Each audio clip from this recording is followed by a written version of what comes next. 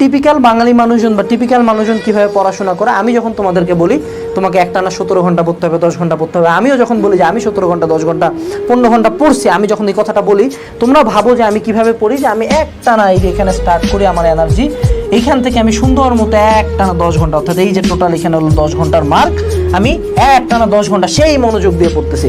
But that is humanly impossible, কারণ পৃথিবীর কোনো মানুষ 10 ঘন্টা একটানা সেম এনার্জি নিয়ে পড়তে পারবে না। কিন্তু তুমি একটা তোমার ব্রেন, তুমি খুব স্বাভাবিকভাবে মানসিকভাবে টায়ার্ড হবা তুমি দিয়ে। এবং আরও মজার কথা, তোমরা যারা বড় বড় লম্বা ক্লাস করো, প্রথম 30 মিনিট থেকে 1 ঘন্টার মধ্যে তোমার ব্রেন কমপ্লিট ইনফরমেশন রিসিভ করা অফ করে দেয়।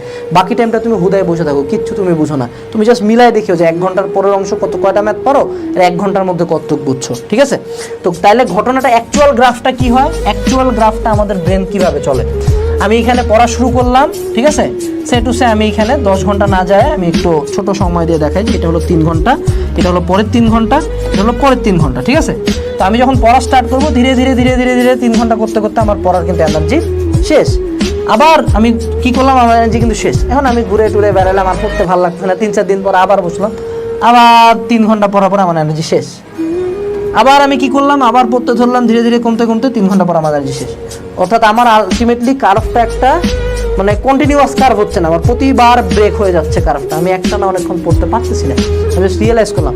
এবং মজার কথা হলো এই ঘটনাটা 3 ঘন্টাও হয় না, আমাদের মেজরিটি মানুষজনের জন্য এটা 1 ঘন্টা, অনেকের ক্ষেত্রে 30 মিনিট, অনেকের ক্ষেত্রে এটা 10 মিনিটের মধ্যেই এনার্জি গন। তাহলে কি করব আমি, তাহলে আমার অ্যাকচুয়ালি কি করা উচিত? এবার আমরা একটা চালাক স্টুডেন্টের ব্যাপার দেখি, যে হিউম্যান ব্রেন হিউম্যান সাইকোলজি বুঝে। একটা জিনিস চিন্তা করো, তোমার ব্রেনে রিফ্রেশ হতে কতটুকু টাইম লাগে? তুমি যদি 1 ঘন্টা পড়ার পরে টায়ার্ড হও, ট্রাস্ট মি, তুমি যদি 10 মিনিট মাঝে একটা ব্রেক নাও, তোমার ব্রেন রিফ্রেশ হয়ে যাবে। কারণ 1 ঘন্টা পড়লে তোমার এনার্জিটা রিভাইভ করতে 1 ঘন্টা টাইম লাগে না, 10-15 মিনিটে তোমার ব্রেন আবার আগের ফাংশনে বা প্রায় আগের কাছাকাছি ফাংশনে চলে যায়।